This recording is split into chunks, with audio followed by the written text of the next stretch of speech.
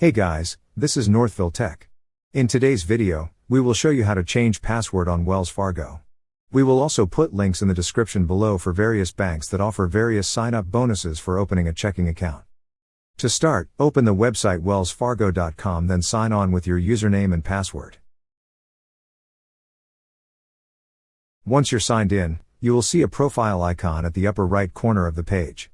Beside it is a drop-down arrow. Click on the drop-down arrow. A drop-down list will appear. From the drop-down list, you will see an option that says My Profile. Click on My Profile. Under your Profile section, you will see an option that says Change Password. Click on Change Password. Next, on the first field, enter the new password you wish to use. Then enter it again in the second field to confirm. Once the new password is entered, click on Continue. That's how you change your password on Wells Fargo.